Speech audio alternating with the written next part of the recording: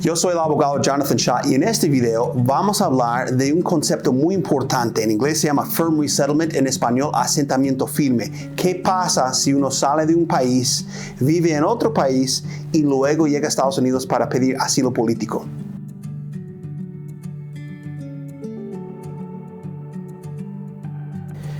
Bueno, muchas personas cuando salen de su país de origen buscando refugio en otro país, primero tienen que pasar por un tercer país. Obviamente cuando uno sale, por ejemplo, de Venezuela, pasa por Colombia, Brasil, algún otro país, y luego, después de un viaje de quizás muchas semanas o mucho tiempo, llegan a los Estados Unidos. En algunas ocasiones las personas llegan a otro país y tratan de vivir en ese país por un tiempo y luego vienen a Estados Unidos.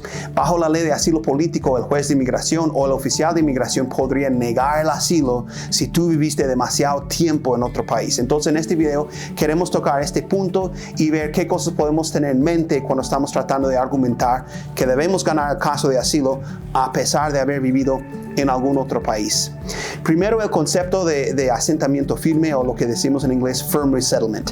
Cuando la persona sale de un país y se establece en otro país, llega a tener una situación permanente en un tercer país y luego dice, no, pues mejor quiero vivir en Estados Unidos, llega a los Estados Unidos, eso se podría usar en contra de la persona, ¿no? Entonces, algunos factores que tenemos que tomar en cuenta. Primero, bajo la ley de asilo político, el concepto principal en esta área es permanencia, estar o establecerse permanentemente en algún otro país, ¿verdad? Lo que los jueces y los oficiales van a buscar aquí es una oferta de una residencia permanente. En algunos países, como por ejemplo Perú o Chile, tienen una residencia temporal. Eso no sería o no se consideraría quizás establecer raíces permanentes en el país porque es una residencia temporal y se va a vencer, ¿verdad? Tiene que ser una oferta de parte del país que te podría dar una residencia permanente en ese país, ¿no?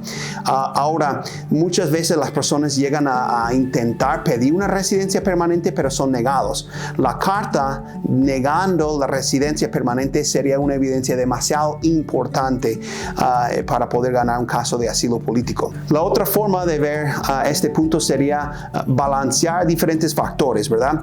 Si tenemos una oferta, bueno, tenemos una oferta de residencia permanente, pero si no tenemos una oferta, nunca tuvimos la oportunidad de llegar a ser residentes permanentes en otro país, también los jueces de inmigración y los oficiales en algunas jurisdicciones podrían mirar diferentes factores y ponerlos como en un balance.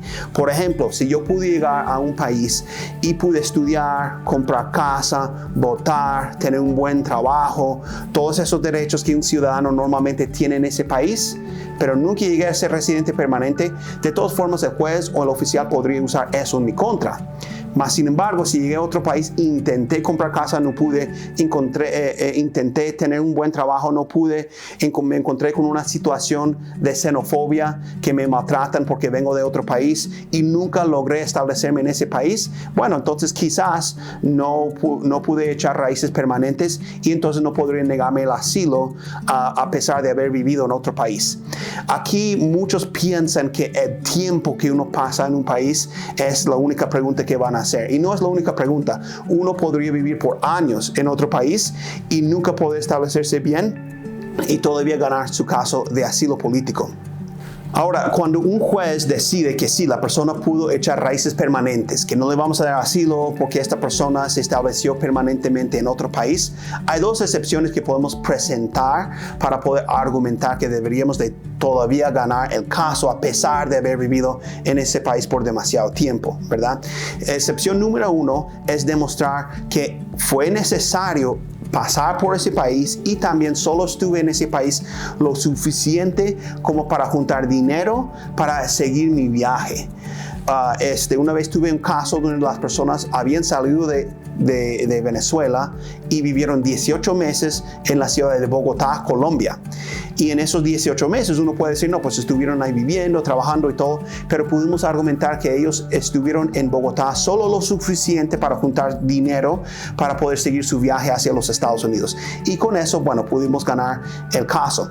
La otra excepción que podemos usar ahí es de que las autoridades de ese país te hacen la vida imposible, no te dan las oportunidades para poder vivir ahí. Entonces, por ejemplo, viviste mucho tiempo en Chile, pero en Chile te negaron la residencia permanente, también no te dieron protección, no te dieron un trabajo, la situación de xenofobia fue demasiado difícil y ninguna autoridad de gobierno te quiso ayudar. Entonces eso podría ser una excepción también a esa idea de asentamiento firme o firm resettlement.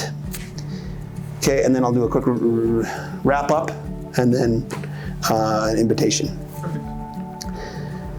Así que si tú viviste mucho tiempo en un tercer país, después de salir de tu país de origen y antes de llegar a los Estados Unidos, no tengas miedo de todavía enfrentar esta situación. Sí tienes que considerar estos puntos para poder ganar tu caso todavía, y siempre recomiendo hablar en persona con un abogado de inmigración.